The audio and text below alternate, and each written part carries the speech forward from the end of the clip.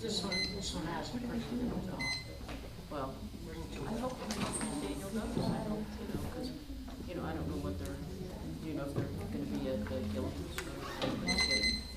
Yes, so isn't it? That's all. No. Thank you. Yeah. No. That's when they no, Robert Cole. Oh.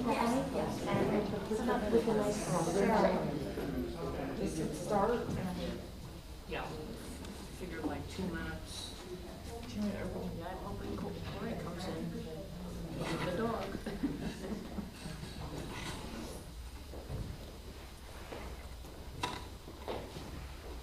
Good evening, ladies and gentlemen, and welcome to this debate between the candidates for First Selectman in the town of Trumbull. My name is Carol Fanslow. I am with the League of Women Voters of the Bridgeport area, and I'd like to thank all of you for being here this evening. The debate this evening will be between Vicky Tesoro, the Democratic candidate for the First Selectman town of Trumbull, and Mark Block, the Republican candidate for the First Selectman town of Trumbull.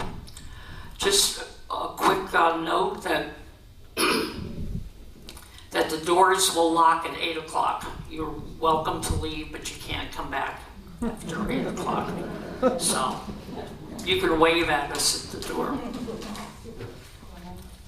So the forum will consist of 9 questions. We have lots of good questions that people have submitted.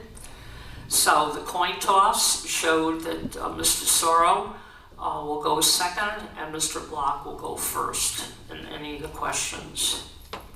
Each candidate will have a 2-minute opening. The second candidate will have 2 minutes to answer the question after the first question is proposed. The candidate who spoke first will be allowed a 1-minute rebuttal. The candidate who spoke second will be allowed a 1-minute rebuttal. And when all the questions have been asked, each candidate will have a 3-minute closing. Now, I hope you've got that all down pat. Right? Okay. So, let our forum begin. And so, Mr. Block, you have 2 minutes. We'd like to do the Pledge of Allegiance before we start, if that's okay. I'm sorry. That wasn't in the...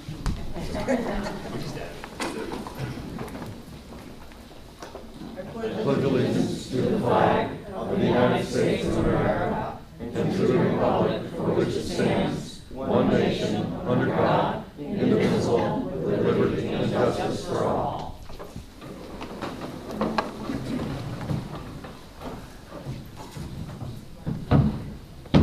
So, Mr. Block, 2 minutes. Can you hear me? Okay. Thank you and good evening. I'm Mark Block, as you said, and I'm a candidate for First Selectman for Trumbull. I'd like to thank the League of Women Voters for moderating this evening and all those in attendance here and those watching on Trumbull Community Television, those who have submitted questions in advance for tonight's debate. I'd also like to extend my thanks to Mrs. Tesoro for agreeing to join me for this evening and on our next evening scheduled for Thursday, October 28th. This evening you'll have the opportunity to hear 2 very different approaches on how to move the town forward. I'm going to offer you a vision of a community that is better than the one we have today. I'll show you how I will lead from the front, not follow from behind. I'll be a proactive, not a reactive leader. As Mrs. Tesoro herself was quoted in a recent article, she appears to be happy and content with the status quo. I believe we can change that. We've had 4 years of that, and it no longer can move us forward. We find ourselves at an inflection point on the direction this community will take in the next 2 years. Over the course of the evening, I'll present you with my vision that focuses on growing our grand list with a balance of commercial, retail, and residential growth, controlling spending by introducing creative, out-of-the-box ways to save money, like joining with our neighboring communities to leverage our purchasing power, addressing our aging infrastructure, which includes our roads and schools, maintaining our school system, and listening to the issues that the parents and community members have been raising about what our students are being taught and exposed to. Let me tell you a little about myself quickly. I'm a native son of Trumbull and a Trumbull Public School graduate. With my wife Ann, who chose to make our home here and raise our daughter, my wife gave 32 years of service to Trumbull Public Schools. I'm a result-driven businessman who has held leadership positions in Fortune 500 and nonprofit organizations over my 30-year career, and I've been a community servant as well. Thank you, Mr. Block. Mr. Sorrow. Good evening.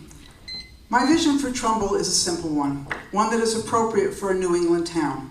My vision is a Trumbull that is a community of choice, a community welcoming to all, a safe community with housing choices that fit every need, stable taxes, ample recreation opportunities, excellent schools, comprehensive and efficient services, and a sound financial profile. I am pleased to say that Trumbull is that community of choice, proud of its past, focused on the present, and confident in our future. Here are a few examples of what we have done. Our taxes remain stable, and we will continue to do just that. Our grant list grew every year. Our general fund, our rainy day fund, increased, giving us greater financial flexibility. Independent rating agencies have consistently praised our conservative and sound fiscal management and maintained our excellent AA bond rating. AA plus, excuse me. We have focused on bringing underperforming properties onto the tax rolls, and to date, we have added more than 700,000 square feet to the tax rolls by bringing companies like Amazon to our community. We will continue to do just that. We fund our police and make sure they have the manpower, the equipment, and the training they need to continue to perform at the highest level. We will continue to do so. We improve the efficiency of our EMS team by bringing it in-house. The town now has better quality control and more cost-effective services.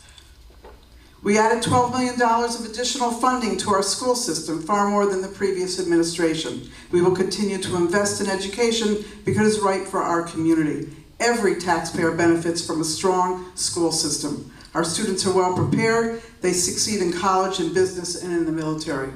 This is a small sample of what we have achieved. I look forward to talking more about all we have done and all that we intend to do this evening. Thank you. Thank you. First question is from Mr. Block. Can you please explain your top 3 priorities for your administration if elected? Thank you for the question. You have 2 minutes. Thank you for the question.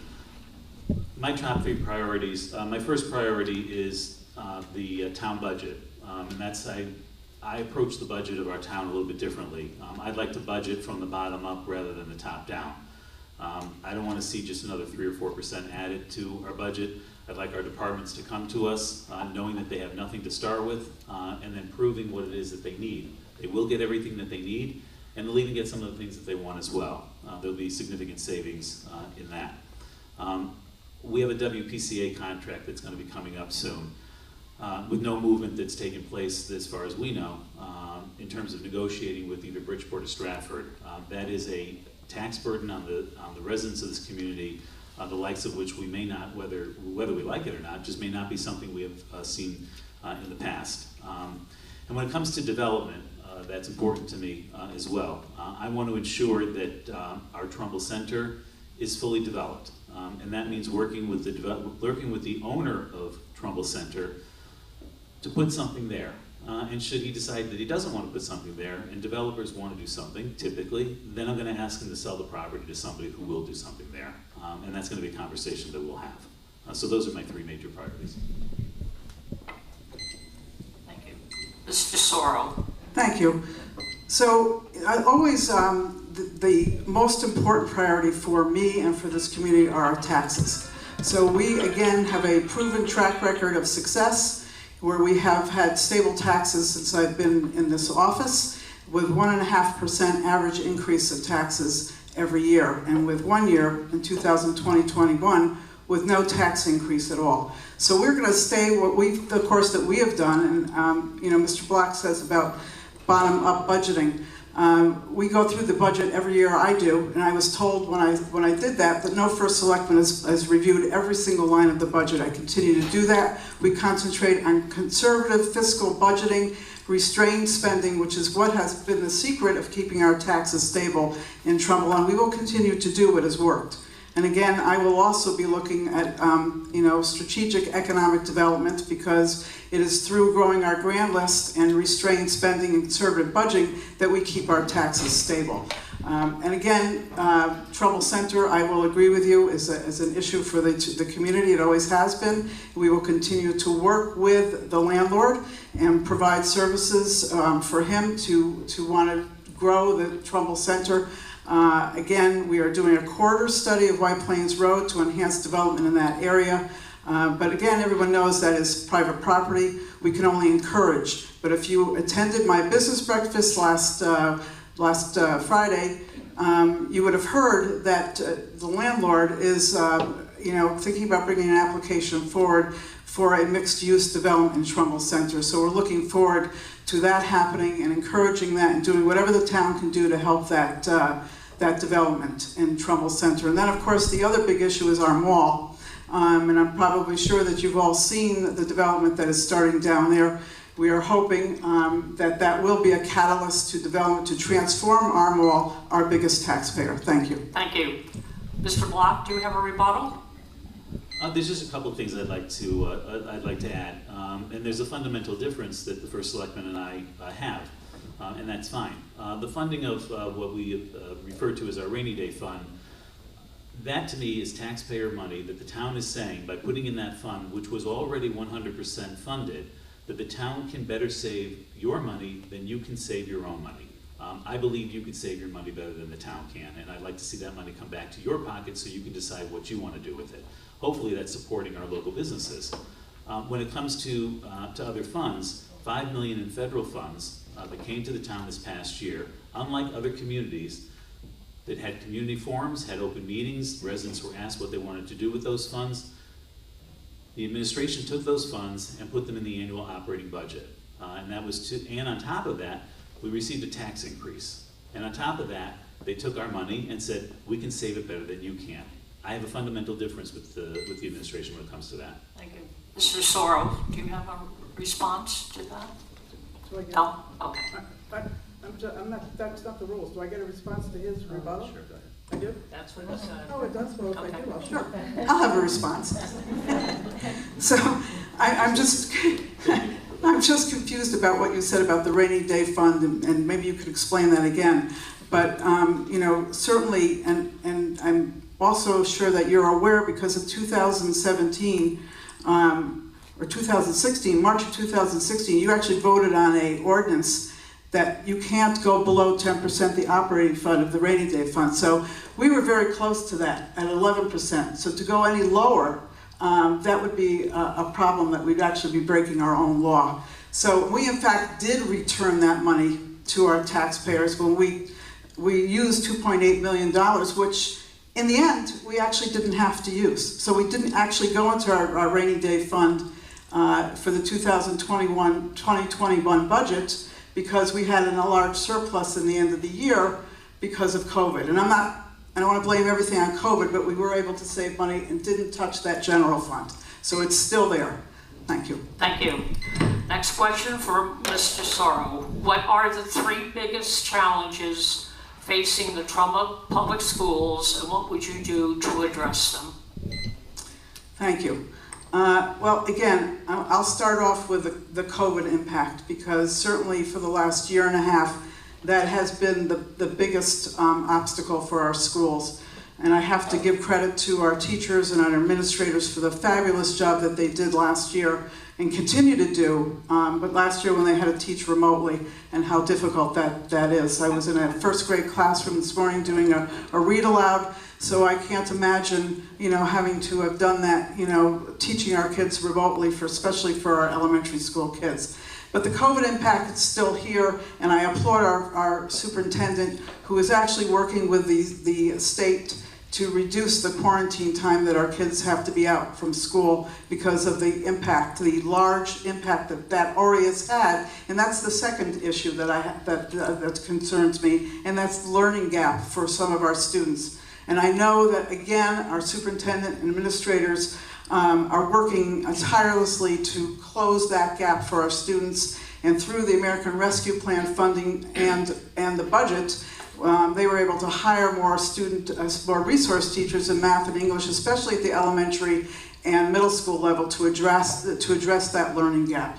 The last thing that I would like to talk about as far as our schools is the aging infrastructure of our schools. 2 years ago or more, I asked for a 10-year capital plan for the schools, and I got that plan, but I would have to say, based on that plan, which was done in a rush, that it wasn't really well thought out or researched. So I know that the Board of Ed has hired a new facilities director who is now working on a new 10-year plan to put forward. So I'll be very interested to see that, how we can work together to make sure that we're taking care of our aging infrastructure in our schools. Thank you. Mr. Block, the same question for you. The biggest challenge facing Trumbull Public Schools? Sure. I think that there's a few significant challenges. Mr. Sora touched on one that we agree on, and that's the infrastructure of our buildings. Unfortunately, we learned through this pandemic that we need to do a much better job of ventilation in our schools. That is to protect both our students, our staff, and those who visit. And I believe that we could have used some of that $5 million in federal funds that came this past year, and I would strongly urge under my administration, we will use $5 million of those funds to work on our schools. I'm concerned about the curriculum. I'm concerned about what our kids are listening to, what our staff is bringing forward to them. I'm concerned that there is less parent participation. I'd like to see our schools work with our students to teach them how to think critically rather than critically think. And it's important that our kids learn that as they go through our public school system, just as I did. We were taught how to think. We weren't taught what we should think. And that, to me, is probably, in my opinion, the biggest issue that faces our schools right now.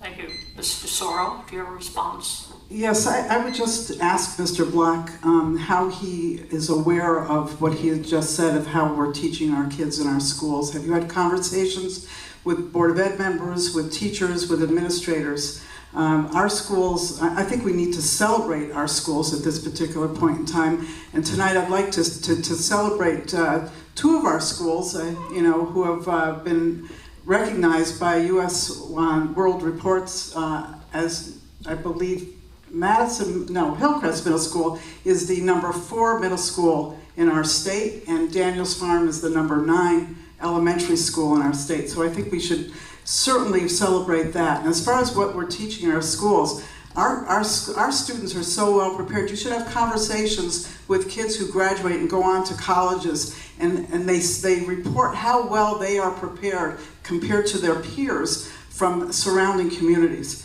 So I'm not sure where you're getting the information about what we're being taught in school, but I don't hear that same information. In fact, our superintendent of schools absolutely said that CRT was not being taught in our schools. Mr. Block?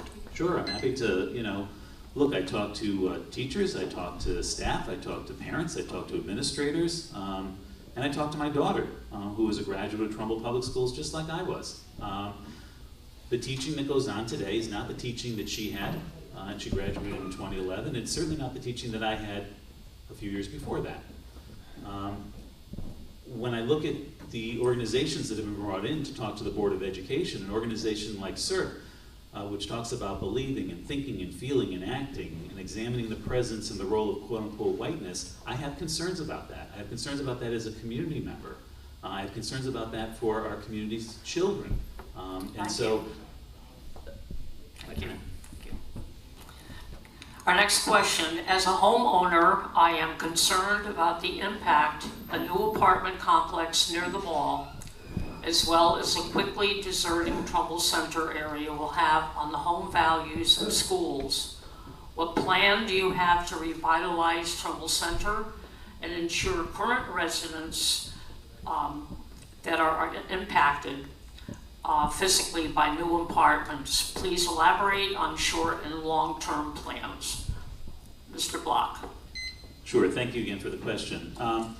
I think that Mrs. Tesoro and I probably agree very much on this, that there needs to be a balance in town, a balance between residential, commercial, and retail. The town, in my opinion, is no longer balanced. The tax burden is falling much too heavily on the residents. There is less of that tax burden on our retail and our commercial, and we need to see a change in that. As I said, when it comes to Trumbull Center, I know the developer. I'm going to sit down with the developer on my first week in office, and I'm going to say to him, tell me what it is that you want. What do you want in order to do something with the property that you have down the hill? If you can't tell me what you want, what you need, then I'm going to again ask you to sell that to somebody who will do something with it. When it comes to the mall, I've been very clear on my position for many months now, and this has to do with apartments. These are not condominiums, these are apartments. In my opinion, apartments are transitory by their very nature. I said that what I would want to see with the mall is not what the 7 acres were that they were going to do, but the 77 acres that they own, the totality of it. Something needs to be done to make that a livable, workable, entertainment, enjoyable section of our community. It's not that now. And that's another conversation that we'll have directly with them. And those conversations are going to be open, they're going to be transparent, there's going to be community involvement, there's going to be resident involvement in those conversations, and we're going to decide what we can do best to make those properties be properties that we are proud to have in our community rather than properties we're constantly talking about in our community. Thank you. Mr. Sorrell. Thank you. So let me just say that it's important to remember that our town is already 90% developed. There's very little land to develop Trumbull any further. The apartments, again, we know that we have a little bit of a history now of apartments in Trumbull. We have the apartments down at 10 Trumbull and the Woodside apartments that are being built right now. And we were able to fully rent the 10 Trumbull apartments within 6 to 9 months. I don't have 30 seconds, do I? No. Oh, sorry. And the Woodside apartments are renting as fast as they're going up. So obviously there's a need for that type of a place for people to live in Trumbull. It's another type of varied housing stock. The apartments at the mall, again, when I spoke about this before, the mall is one of our biggest challenges in town. It's also our biggest taxpayer. We must do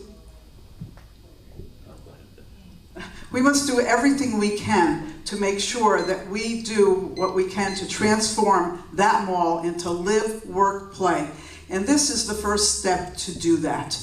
There are studies that have been done, many, many studies, because we're not the only town that has a mall like Trumbull has. There's many of these malls across the country are also struggling with redeveloping their properties in order to make sure that we can save this property, which again, I keep stressing the fact, it's our biggest taxpayer. We must do everything we can. And then building these apartments is the first step to transforming this mall. Do I have an actual crystal ball to determine what the future will be? I do not. But I need to do everything I can as the first selectman to protect that asset for this community. And we must get a person or a developer, an owner of that mall who wants to work with us to develop that mall. As far as Trumbull Centers go, I talked about that before. We have met with the landlord. Again, we encourage him to come in with an application to develop that area. Thank you. I don't think I was timed properly. I'm sorry. Oh, sorry. It's okay. No, you have a minute, so I gave you the 30. What do you have? No, they had 2 minutes on that one. Okay. Okay, 1 minute for the next. Mr. Block, do you have a response, rebuttal?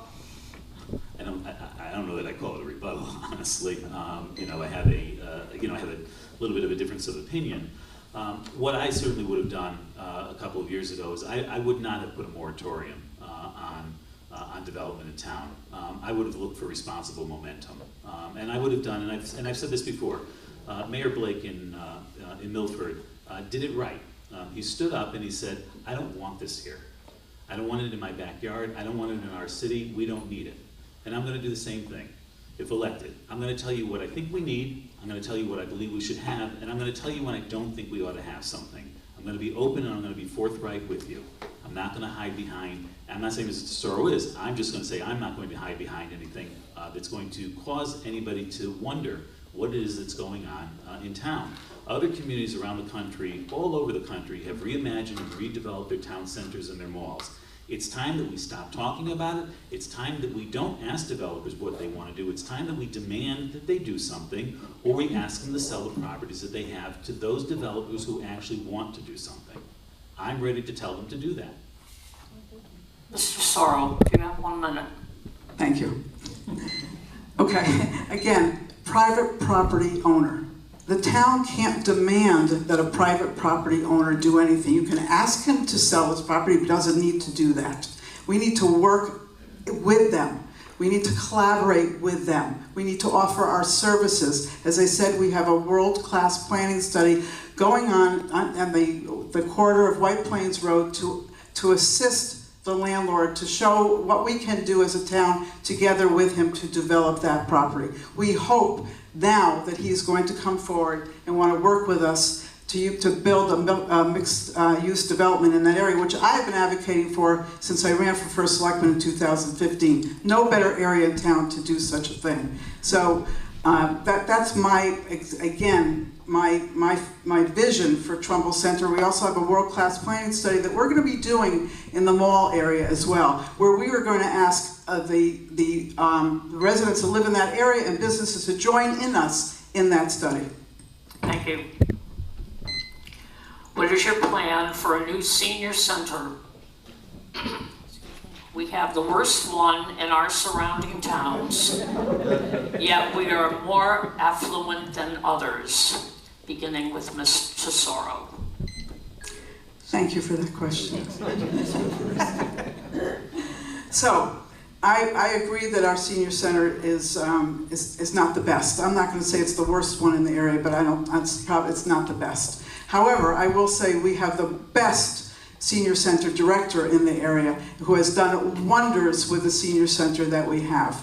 And I don't think anyone would argue with that.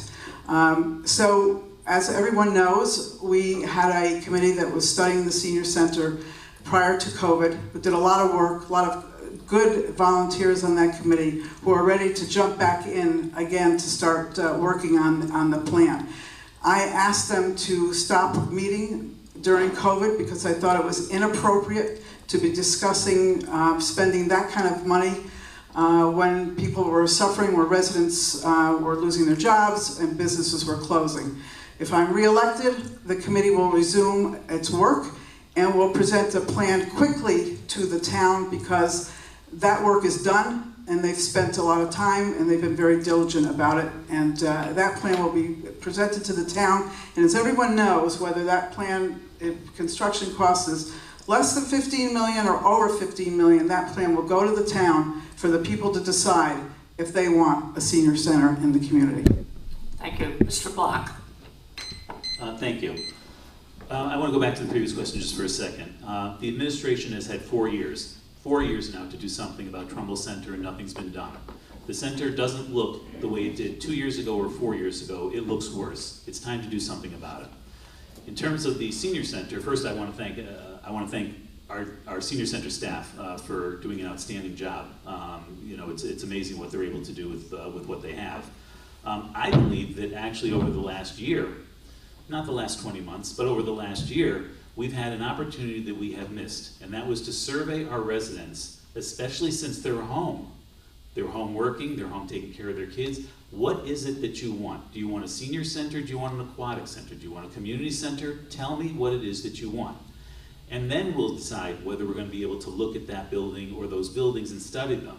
Not the other way around. We're not going to study for the sake of studying and then decide what we'll build or what we'll bring to you. I also am going to guarantee the town, I don't care if it costs 7 million, 8 million, or 15 million or over that. It's going to come to you. You're going to make the ultimate decision regardless of price on what it is that we build. I think it's an artificial threshold. I don't think it means anything. I think the residents need to be able to make the decision about what it is that they get. I think that the idea of not meeting and serving on the aquatics committee, not meeting for 20 months.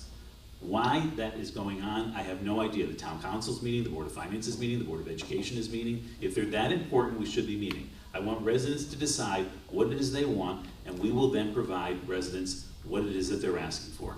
Thank you. Mr. Sorrow, do we have a rebuttal? Yeah, so obviously we agree on the referendum because I also said that it would come to the people no matter the cost.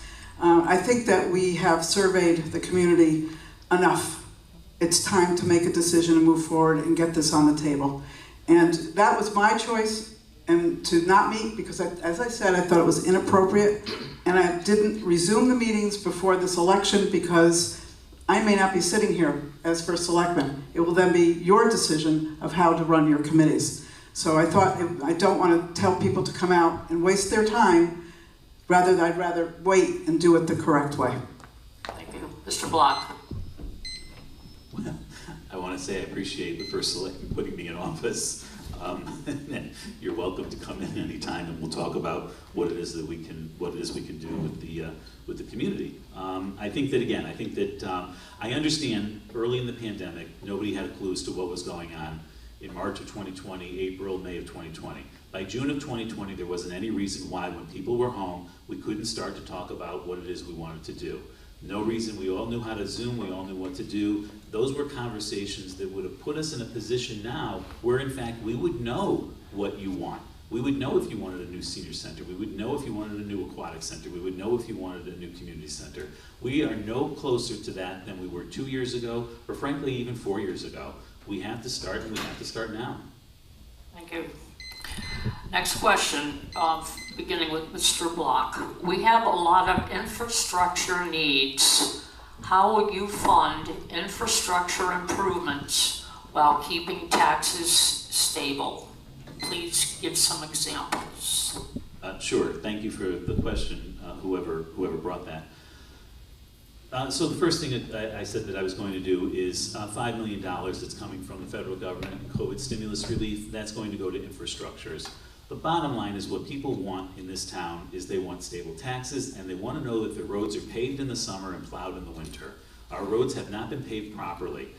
Now, I'm going to advance the first selectman's argument in saying that Madison Avenue has been paved and this road has been paved. It's fine, and it's important to pave the main roads, but let's remember that most people live on the side streets. They don't live on the main streets. So we need to make sure that roads that haven't been touched in 30 or 40 years are taken care of. And that might mean that we have to have a tiered kind of program. Some roads will be milled, some roads won't be, some roads will be taken down to earth. That's one thing that we have to do. Again, budgeting from the bottom up. That is one way where we will save, we will find money, and we will use that for infrastructure for our schools. One other way that we will do it is through transparency. Again, we're going to talk about what it is that you feel is most important to you, and when we do that, we'll be able to keep pace with what the town needs in terms of infrastructure. You know, we need to do work on. We know we need to do work on our school buildings. We need to put proper ventilation in there for our kids and for our staff. We're going to do it, and we will pay for it. We will pay for it if we have to bond some of it. We will bond it at appropriate rates. We'll take some of the things off the table. And again, we won't be able to do everything that everybody wants, but we're going to prioritize. We're going to prioritize the most important things, and I will work hand in hand with the council in a bipartisan way to decide what is most important for this community at the time that we're looking at it. Thank you. Mr. Sorrow. Well, that's basically what we've been doing. So, you know, we have a 5-year capital plan that goes through the town council first, is approved by the town council, and then the Board of Finance and the town council agree on a 1-year funding plan as far as our infrastructure improvements are concerned. As far as paving, yes, I will say that we have done a lot of paving of main roads and side roads. There are many, many miles of roads in Trumbull, as everyone knows. And we have a relatively new, he's not as new as he was last year, but we have a new Public Works Director, George Estrada, who actually has developed a new paving plan, Mr. Block, very similar to one that you are referring to.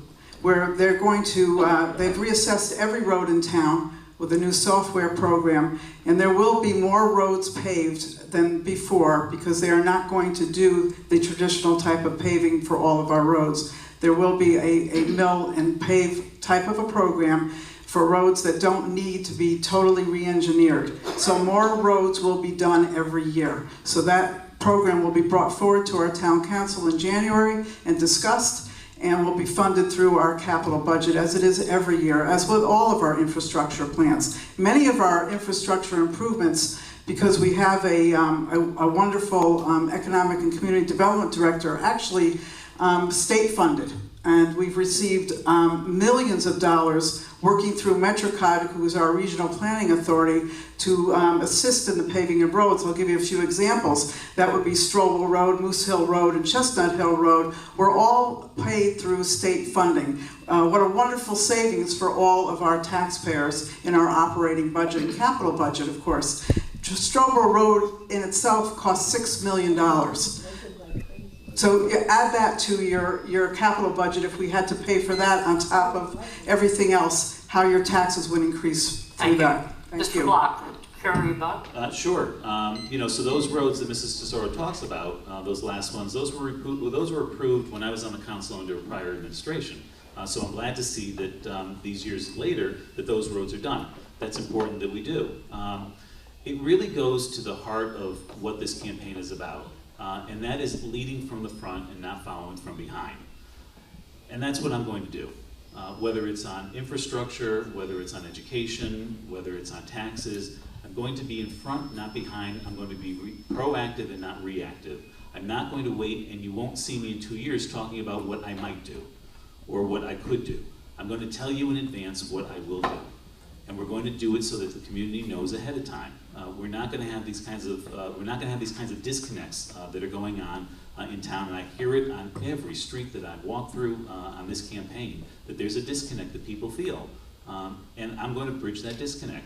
They will know that there will be an open door at Town Hall to talk to someone whenever it is they need to talk to them. Thank you. Mr. Tesoro.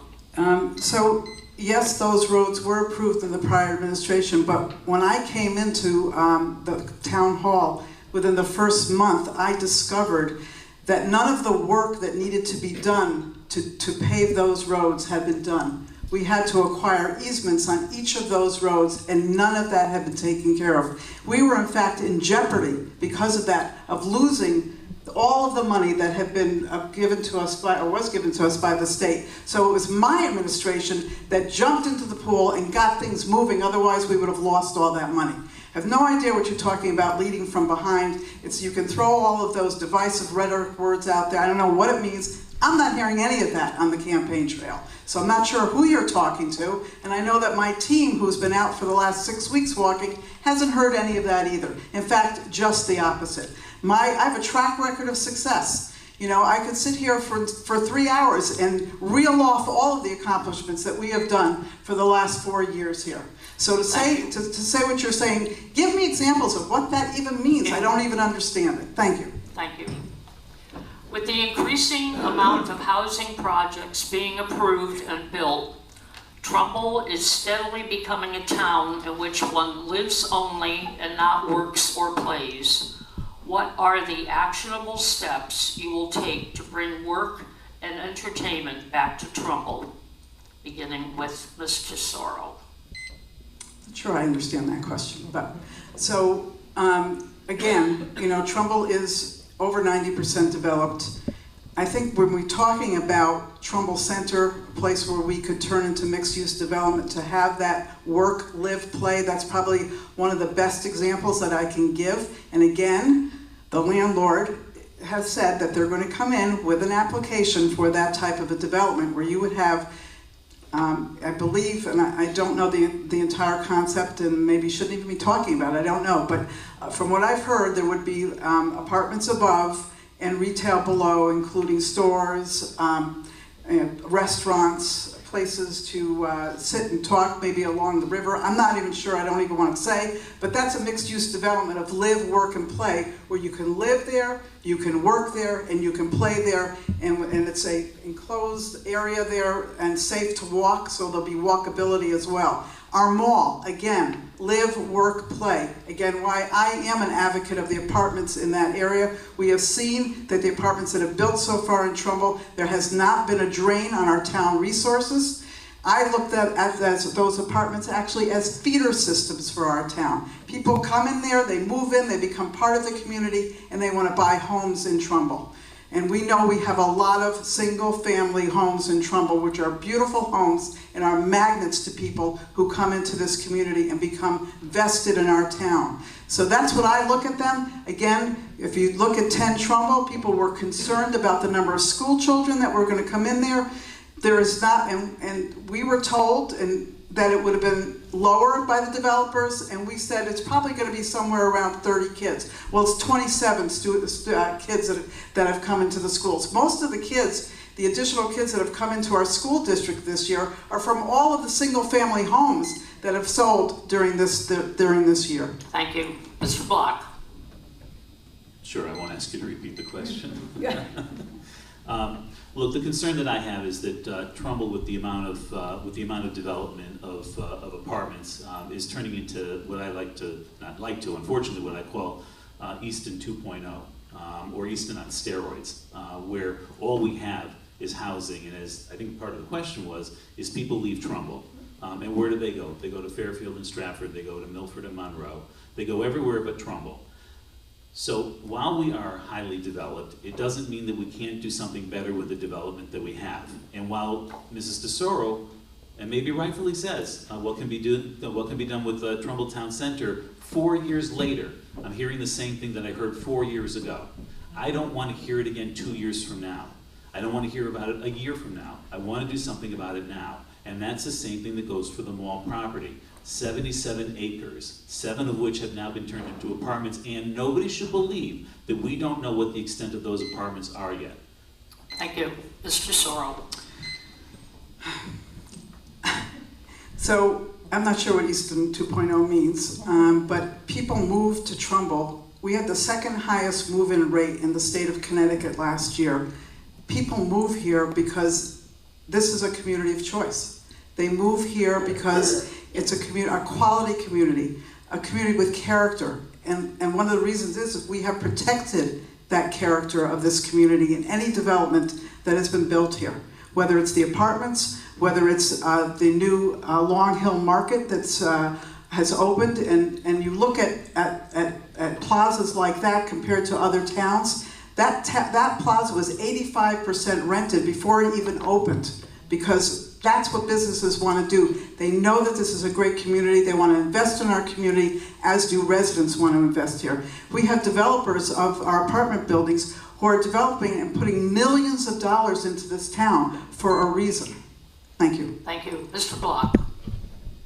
Well, really, Mrs. Cicero, the one thing I would ask is how long do we think that we can keep it that community of choice if we don't expand and create a balance, seriously, of residential, retail, and commercial? That there was a balance for many, many years. Even under the early years of your administration, there was that balance. The problem that we're having is that balance is getting lost. We have less of that now. We are higher in residential than we are in residential and commercial, and we both know that when we do that, the burden of taxes falls on the residents, falls on residential. We really need to find a way that we can increase, based on the land that we have available, based on the developers that are interested, ways in which to ensure. And again, do I go back to Mayor Blake in Milford? When he said he wanted something, he stood on his podium and he said he wanted it. He didn't pass it out over to planning and zoning. He didn't put a moratorium on it. He said, this is what I want, this is what I don't want. He was vocal, he was out there, and he was visible. And that's what we need here in Trumbull. Thank you. Can you tell us about ways in which you can promote youth involvement in Trumbull, beginning with Mr. Block? I'm sorry, could you repeat the question? Yes, can you tell us about ways in which you can promote youth involvement in Trumbull? Oh, I think we have a wonderful Park and Recreation department. It's an amazing staff, what they do. I think that like any community, we make sure that there are proper places for our youth, for our kids to go after school, on weekends. we've got some beautiful parks. We've got some beautiful parkland. Some of them need some work. Some of them are in better shape than others. Some of them I do credit. We've seen some improvement in some of them. So I think that it's an area that our kids can have a great experience in. And I also think that when you look at our sports teams, you look at what's being done with with our high school teams, our middle school teams, all the teams. You look at what's being done with our community's kids in non-academic sports, and how terrific they are out there, and are really ambassadors for the community. I think that that's outstanding. So I'm going to fully support any programs the Park and Recreation bring to me to say we can do something better, for our kids. Thank you. Mr. Soro. Yeah, thank you. I just want to go back to the previous question because I was very confused as to Mr. Block saying that I haven't done anything to develop vacant land or underdeveloped properties. Actually, since I became first selectman, we have redeveloped vacant and undeveloped properties, 700,000 square feet of property that we put back on the tax rolls. So I think you need to do a little homework on that one. As far as our youth, certainly, that's where I got started in Trumbull. As a PTA advocate for years, I worked with our youth in this town. I developed programs for our youth, and I do already have a First Selectman Youth Advisors Commission that we started last year. So I'm working with the youth of this town right now to listen to them. Listen to what they want, because we as adults may think we know what they want, but they really know what they want. So in meeting with that commission, we've tried to meet, we actually met all through COVID, a fabulous group of kids from Trumbull High School that share with me their ideas of what they would like to see in Trumbull. So I like to go right to the source, go to the kids. They know what they want. And yes, I agree with Mr. Block. We have a great Parks and Recreation Commission. We have a new director of programming there who just started a couple months ago. She's got some fabulous ideas, so I'm really looking forward to working with her as well. Thank you. Mr. Block. Honestly, I don't know where to start with this one because I'm confused. Boards and commissions couldn't meet to look at building plans because we had COVID, yet kids could meet because we were in COVID. It's one or the other. You don't get two bites from the apple. Pick one or the other. We lost $750 million in taxes on the mall. Where that's coming from, I don't know. $7 million was spent to purchase property on Hardy Lane. For what purpose? No one was ever told. It's still sitting there as far as I know. So, when we talk about what it is that we can do with this community and what we can do with to maximize the use of tax dollars, and in fact maybe gives tax dollars back to the residents, it doesn't add up, folks. You know what? And when it doesn't add up, then it's time for a change. Mr. Soro. I'm sorry, did you say we lost $750 million on the mall, or did I mishear you? Could you repeat that? No, my understanding is that there is a significant loss in revenue coming from the mall in tax dollars versus what there was 4 years ago, and that's just a concern. No, I just think you have to get your dollars correct when you're stating figures like that, because in a time of crisis, you don't want to scare people. So please just, get your numbers right. So again, I made the point that I was going directly to the kids to get their thoughts about what programs and different things they would like to see in the town of Trumbull. That was the point I'm making. Whether it's on Zoom or in person, I think that's immaterial to the conversation. Thank you. What are your thoughts about masks and vaccination mandates, specifically when it comes to schools? Mr. Soro. I hear laughter in the back of the room. It's not really a funny situation. So again, I will repeat for everyone as I've said it. There is a mask mandate that has been instituted by the governor of Connecticut, Governor Lamont. That is a law. It's an executive order.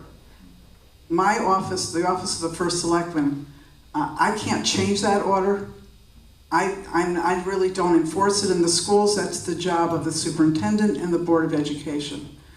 If you want to get into a discussion about whether I think they're necessary or not, I don't think that was the question. I'm following what I have to follow is the law, the state of Connecticut, and that's the law until the governor changes his executive order. As far as vaccinations, I don't believe there's any vaccine order for the town. There is an order in for the teachers, I believe, if that's, they either have to be vaccinated or they have to test out of that. And again, that is a law by an executive order that the Board of Education and the superintendent has no choice but to enforce. Thank you. Mr. Block. Sure, thank you for the question. I will correct myself, Mrs. Cicero. The loss on the tax revenue from the mall last year, $750,000, so $750,000. I agree. We're under a governor's order, the mask mandate from the state. Has it become a restrictive order? Probably. Has it gone on too long in terms of executive orders? Certainly, Hartford Democrats don't feel that way, but I can tell you that many residents here in town feel that way. But I'm going to assure and ensure that our kids are safe in school and that our schools don't close. That's the most important thing. Our kids need to be in school. I think that the First Selectman will agree with me that that we have to keep our kids in schools. Having them come home, having them learn by Zoom, I don't think we're beyond that now. We're in what I call a pre-post pandemic. When it comes to masks and vaccination for the rest of us, we're to a point, in my opinion, where if we don't start to learn to live with this virus, this pandemic, if we want to even call it a pandemic anymore, that's a choice that people can make. Vaccinations are an individual choice. People should take them. I encourage people to be vaccinated. As soon as I can be vaccinated,